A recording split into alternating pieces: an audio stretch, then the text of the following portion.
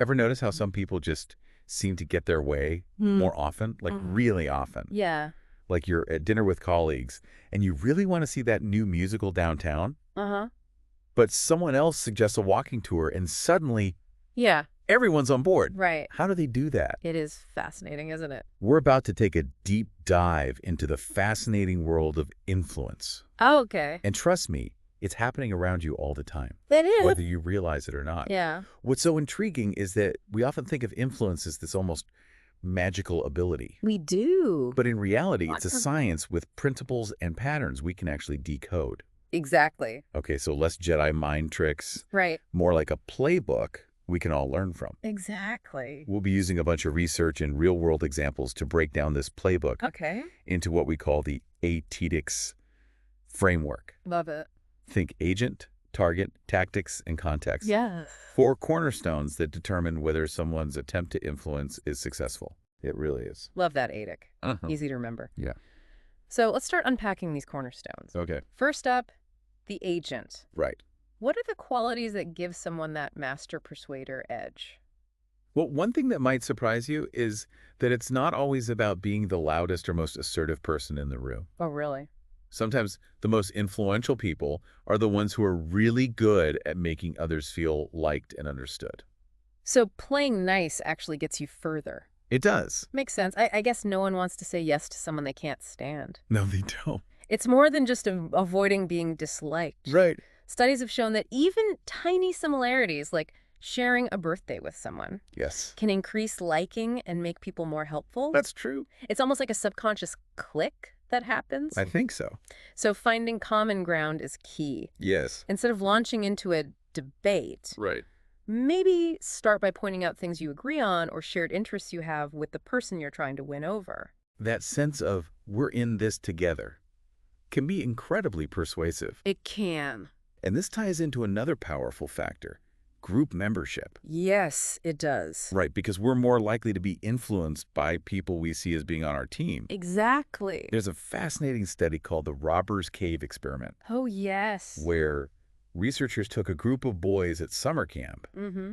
and randomly divided them into 2 groups, Okay. the Eagles and the Rattlers. Oh, interesting. Wait, so there was no real difference between the groups other than the name. None at all. But here's the thing. Sure. Even with this totally arbitrary division, the boys quickly developed strong in-group loyalty. They did.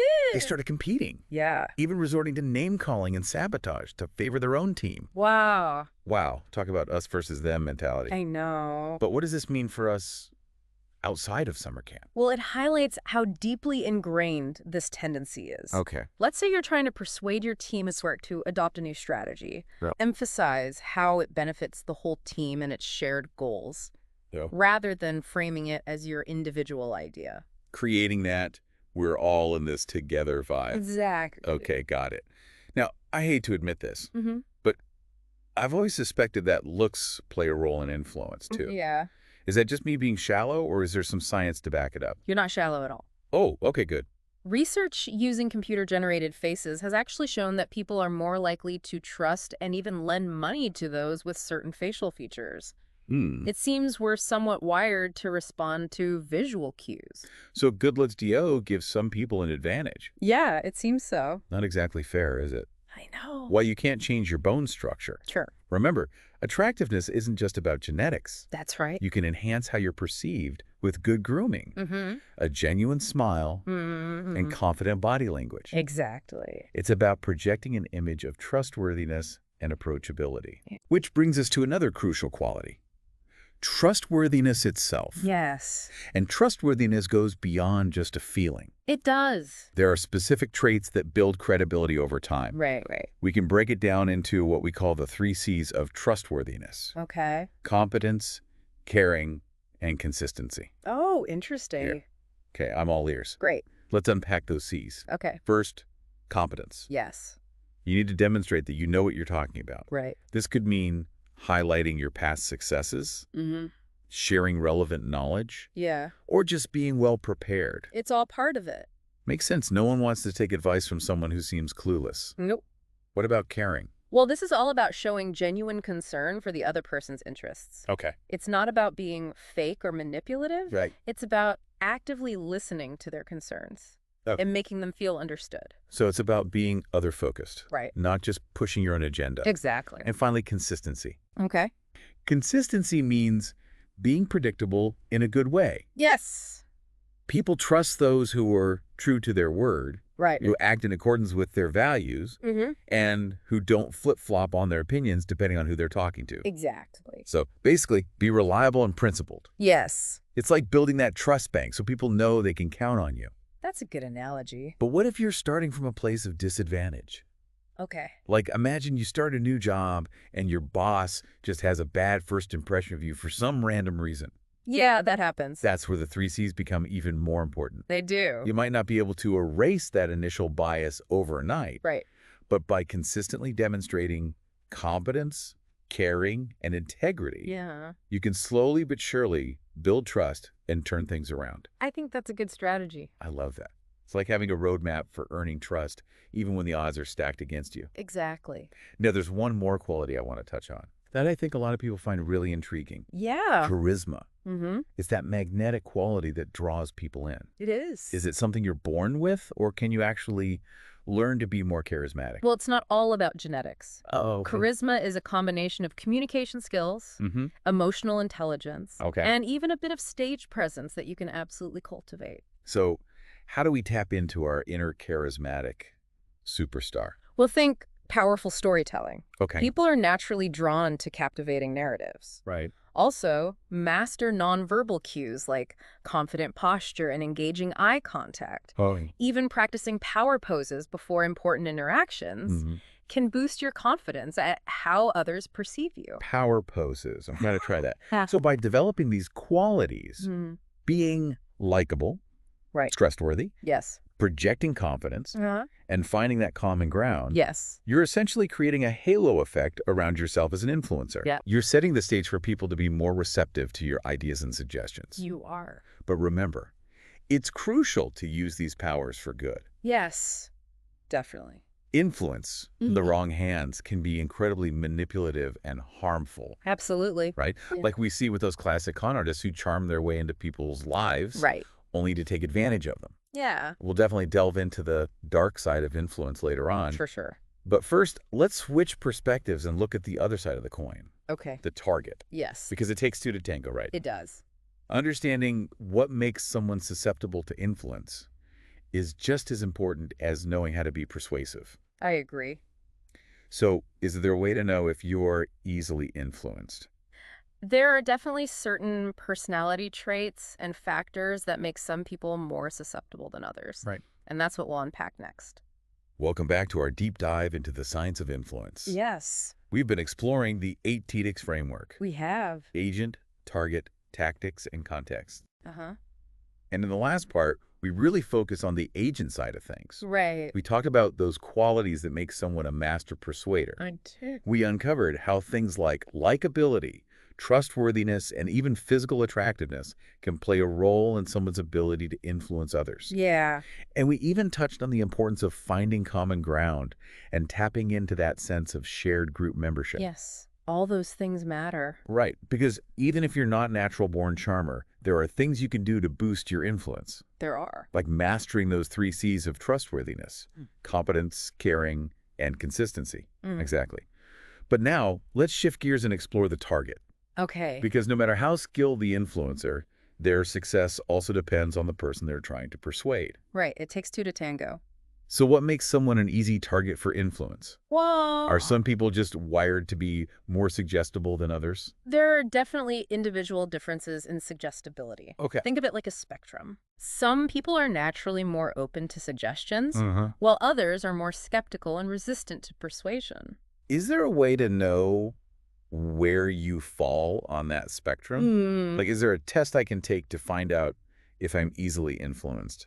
There's a tool called the MIS-S scale, Okay. which stands for the Multidimensional Iowa Suggestibility Scale. Iowa Suggestibility Scale. It measures different aspects of suggestibility, like how easily you're swayed by advertising, Okay. how open you are to new arguments, and how much you conform to peer pressure. So if I score high on the advertising dimension, Yeah. I'm the person who buys everything from those late-night infomercials. Well, maybe, but it's not just about being gullible. Great. Some people are simply more open to exploring new ideas and perspectives, Yeah. which can be a good thing. Right? It means you're adaptable and willing to learn.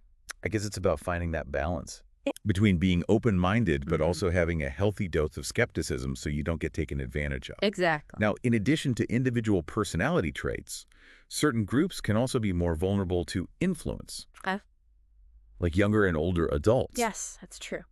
What makes these age groups more susceptible?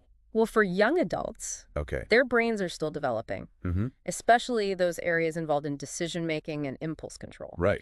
They're also more susceptible to peer pressure as they try to figure out their identity and place in the world. It's like they're wired for novelty and excitement, Yes. which can make them more impulsive and less risk-averse. Exactly. And on the other end of the spectrum, Yeah. as we age, cognitive decline can make it harder to spot deception or resist persuasive tactics. That's right. Particularly in areas like advertising or financial scams. It's true. It's heartbreaking when people prey on that vulnerability. It is. It makes you realize how important it is to protect our loved ones as they get older. It does. Now, beyond age and personality, another key factor in target vulnerability is something we all experience. Okay. Variations in our motivation and attention. Okay. Tell me more.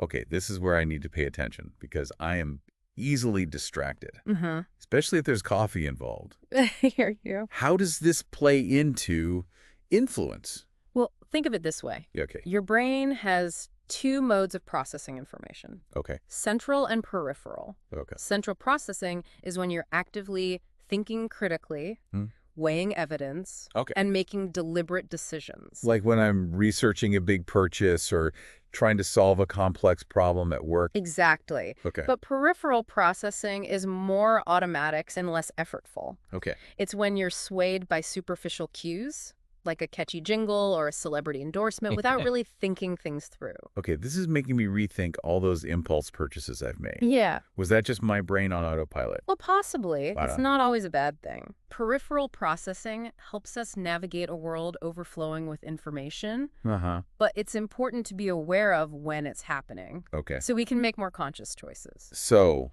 the next time I find myself reaching for my credit card after seeing a flashy ad, Yeah, I'll take a moment to pause and engage my central processing mode. that's a good idea. But before we move on to the next part of our A.T.Di.X framework, Yes. I think we need to address the elephant in the room, Okay. the dark side of influence. Right. Because, as with any powerful tool, Uh-huh. influence can be used for both good and bad. Yes, definitely. Unfortunately, there are people out there who use these tactics for their own selfish gain, Yes, there are. often to the expense of others. Unfortunately. And we're not just talking about pushy salespeople, right? There are Mhm. people who are downright malicious in their use of influence. Yes. Researchers have identified a cluster of personality traits Okay. called the dark triad Oh, the dark triad, right? that are associated with a higher likelihood of exploiting others. Yes, that's right. Okay, this sounds ominous. It does. Break it down for me. Okay. What is the dark triad? Well, it consists of 3 personality traits: Okay, Machiavellianism, okay.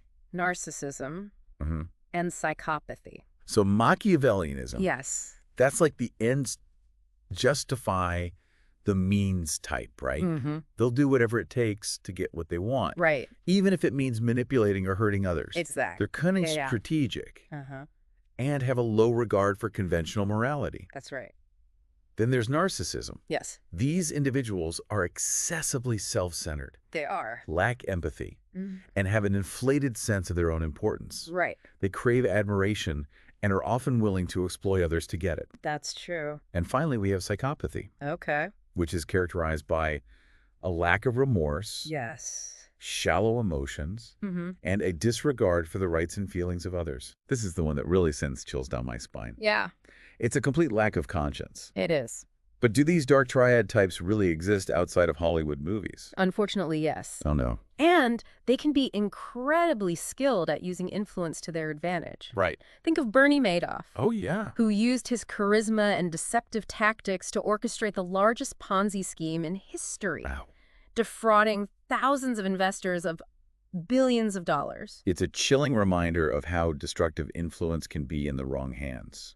It is. So how do we protect ourselves from these master manipulators? Well, awareness is key. Okay. Learn to recognize the red flags of manipulation, like those too good to be true, offers Okay. pressure tactics, and attempts to isolate you from your support network. It's about trusting your gut Is. and not being afraid to ask questions. Yes. Even if it seems rude, Right. if something feels off, Yeah. it probably is. She probably is. And remember, you always have the right to say no. Don't let anyone pressure you into making a decision you're not comfortable with. That's right. So we've explored the agent and the target. Yes, We've even dipped our toes into the dark side of influence. we have. But now let's get to the T in our A.T.Di.X framework, Okay. the tactics themselves. Yes. What are the specific methods people use to get their way, Oh. both ethically and unethically? We can broadly categorize influence tactics into two categories. Okay. Soft and hard. Right. Hard tactics rely on pressure, coercion, or even threats to get compliance. Like a boss who uses fear and intimidation to motivate their team. Exactly. I can't imagine that creates a very positive work environment. No, it doesn't. You're right. Yeah. Research has actually shown that while hard tactics might get short-term results, I do. they often damage relationships, erode trust, and lead to resentment in the long run. Exactly. So it's all about the soft tactics then. It seems that way. Give me the good stuff. Yeah. How do I become a Jedi master of ethical persuasion? Welcome back to the deep dive. We've been getting into the nitty-gritty of influence, We have. talking about those master persuaders, Right. what makes certain people easier to influence, Yeah. and even how to spot those dark triad types. But now it's time to tackle the T in our A.T.Di.X framework, Okay. tactics. Let's do it. We left off talking about hard tactics, Yeah. which, as we discussed, can backfire pretty spectacularly. They can. They might get short-term results, Yeah, but they often come at the cost of damaged relationships and resentment. that's true. Right, it's like that saying, you Huh. can catch more flies with honey than vinegar. Exactly. So let's talk about the soft tactics. Okay. What are some examples of those, and how do they actually work? Think of soft tactics as the art of persuasion through understanding and connection. Okay. One of the most effective soft tactics is what we call the power of rational persuasion. Okay, that sounds promising. Break it down for me. What does it mean to be rationally persuasive? It's about appealing to people's logic and reason. Oh, Instead of demanding or guilt-tripping, right. you present clear, well-reasoned arguments backed by evidence. So it's like building a case, like a lawyer in a courtroom. Yes. Except instead of arguing for someone's innocence, you're arguing for your idea or proposal. Exactly. And research has shown that this approach is incredibly effective, It is. especially in the workplace. People are more likely to buy into an idea if they understand the why behind it Right. and see the logic in it. Exactly. It makes sense. No one wants to feel like they're being manipulated or emotionally coerced. No. But what if you're dealing with someone who's very emotionally driven? Okay. Is there a soft tactic for that too? Absolutely. That's where the magic of inspirational appeal comes in. Okay. Think of those charismatic leaders who move people to action, Right. not just through logic, but through tapping into their values, Okay. aspirations, and emotions. I'm picturing those epic speeches that give you chills Yes. and make you want to go out and change the world. Right. But how do you do that without sounding cheesy or insincere? Well, it's about authenticity and genuine passion. Okay. Think of Martin Luther King Jr.'s I Have a Dream speech. Oh, yeah? It wasn't just about policy. It was a powerful, emotional appeal for justice and equality that resonated with millions. That speech is a masterpiece. But how do we apply that to everyday situations? Like, let's say I'm trying to convince my team to adopt a new workflow. Okay, well, instead of just presenting the steps, Uh-huh. paint a picture of how this new workflow will benefit everyone. Right. How it will make their work more meaningful. Okay. Or how it aligns with the team's shared goals. So it's about connecting with people on a deeper level, It is. making them feel inspired and invested in the outcome. But here's the secret sauce that makes both rational A&D inspirational appeals even more effective. Okay, what's that? Listening and perspective taking. Ah, yes. This goes back to what we were talking about earlier, right? It does. That to be truly influential, you need to understand where the other person is coming from. Absolutely. Two highly influential authors, Okay.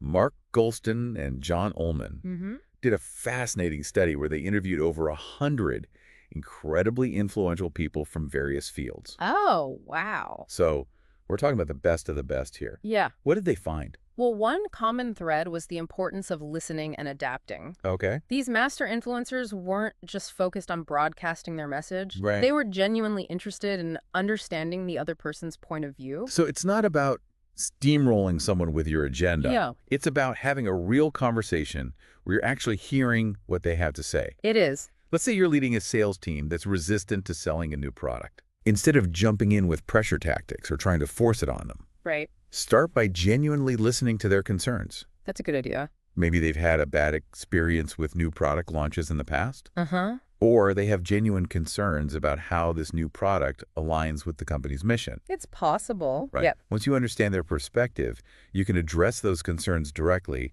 and tailor your approach accordingly. Exactly. You're turning a potential conflict into a collaborative problem-solving session. You are. But what about those times when soft tactics just don't seem to be working? Okay.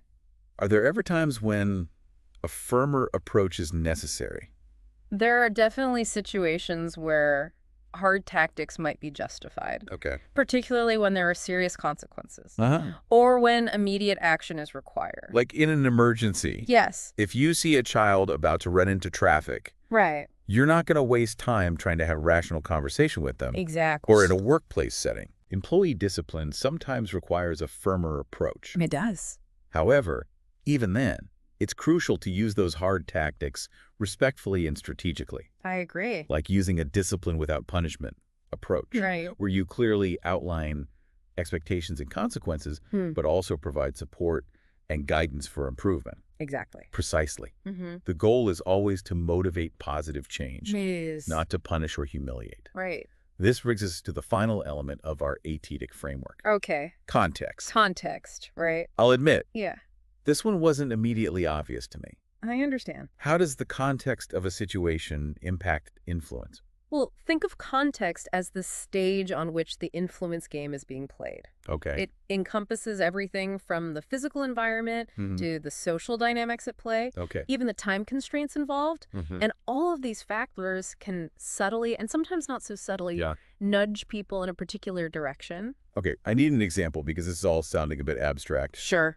Okay. Let's go back to one of the most famous experiments in social psychology, Okay. the Solomon Asch conformity experiment. Okay, yeah, I've heard of that. In this study, Mm-hmm. participants were shown lines of different lengths Okay. and asked to match them. Mm-hmm. Seems simple enough, right? Yeah, it's like a first grade quiz. What's so influential about that? Well, here's the twist. Okay. Asch planted actors in the group Mm-hmm. who intentionally gave the wrong answer. Oh, interesting. And what he found was that a surprisingly large number of participants conformed to the group's incorrect answer, Really? even though they could clearly see it was wrong. Wait, so they actually said the wrong answer out loud, They did. even though they knew it was wrong? Yes. Why would they do that? Well, it highlights the power of social pressure. Right. We have a natural tendency to want to fit in, Mm-hmm. to avoid standing out or being perceived as different. Especially in ambiguous situations. So being surrounded by people who agree with you can actually boost your influence. I can. That's good to know for my next team meeting. But conversely, Yeah. if you're trying to persuade someone who's surrounded by people who disagree with you, Right. you're facing an uphill battle. You are. It's like trying to swim upstream. Exactly. And this ties back into the Robbers Cave experiment we talked about earlier. Yes. Remember how those boys at summer camp Uh-huh. who were randomly divided into groups Right. quickly developed strong in-group loyalties, They did. even resorting to sabotage and name-calling? Yeah, it was crazy, wasn't it? Yeah, it's pretty intense. But how does that relate to context? Well, it shows how the social context, Okay. the us versus them dynamic, Right. can dramatically shape our perceptions and behaviors. Mhm. Think about how this plays out in advertising. All right. Advertisers often use images of happy families or groups of friends to sell products because they know we have this primal urge to belong. It's like they're creating a context of belonging, They are. implying that if you buy this product, Yeah. you too can be part of this happy, connected group. Exactly. Oh. Very. Now, let's talk about another powerful contextual factor. Okay. Time. Time. Okay. We live in a fast-paced world. We do. And that sense of urgency can be a powerful tool for influencing decisions. Oh, tell me about it. I'm always feeling pressured to do more in less time. Yeah, I hear you. But how does that play into influence? Well, think of those limited time offers or sales deadlines that create a sense of scarcity and urgency. Right. They trigger that fear of missing out feeling, Uh, making us act impulsively without really thinking things through. so next time I see a banner ad flashing only 2 hours left, Yes. I should take a deep breath and ask Yeah. myself, do I really need this? Right. Is this a genuine deal? Or am I being manipulated by a sense of urgency? Exactly. Don't be afraid to walk away. Right. To sleep on it. Uh-huh. To do my research before making a decision. Yes. Those are good strategies. Resist the urge to panic buy. Yes. Good advice. Thanks. But what about using time strategically when you're trying to persuade someone? Okay. Any tips there? Sometimes, if you're trying to introduce a new idea or change, it's best to plant the seed and let it germinate over time. Okay. Don't try to force it. Right. Allow people to process the information and come around to the idea on their own terms. Like that saying, Yeah. you can lead a horse to water, but you can't make it drink. Exactly. You can present the information, Right. highlight the benefits, Yeah. but ultimately, the decision to change has to come from within. It does. Exactly. Yeah. Now, beyond time, even the physical environment can play a role in influence. It can. If you're trying to have a difficult conversation or negotiate a sensitive issue, choosing a neutral, comfortable setting can make a big difference. It can. So instead of cornering someone in their office or having a tense meeting in a stuffy conference room, suggest grabbing a coffee in a nearby cafe or taking a walk outside. Those are great ideas. Creating a more relaxed and informal atmosphere can help people feel more at ease and open to communication. It can. It's like setting the stage for a more productive and collaborative conversation. Yes. So we've explored the power of context, from social pressure to time constraints to the physical environment. We have. What's the big takeaway for our listeners? I would say the key is to be aware of the subtle forces at play in every situation. Right. Ask yourself, what are the contextual factors that might be influencing my perceptions or my decision-making? Okay. How can I use this awareness to make more conscious choices? So it's about becoming a context detective. Yes. Looking for those hidden cues that might be shaping our thoughts and behaviors. Exactly. And once you have that awareness, Right. you can start to use it to your advantage, both to protect yourself from unethical influence and to become a more effective and ethical influencer yourself. I agree. This has been an incredible journey into the world of influence. It has. We've explored the A.T.Di.X framework, learned how to spot those master persuaders, Yeah. even delved into the dark side of manipulation. I did. And we've armed you with a toolkit of strategies for understanding and leveraging the forces of influence in your own life. Exactly. Remember, influence is all around us. It is. But with this knowledge, you're better equipped to navigate its complexities. You are. So stay curious, Yes. keep learning, and as always, keep diving deep. Always dive deep. And that's a wrap on this episode of The Deep Dive. See you next time.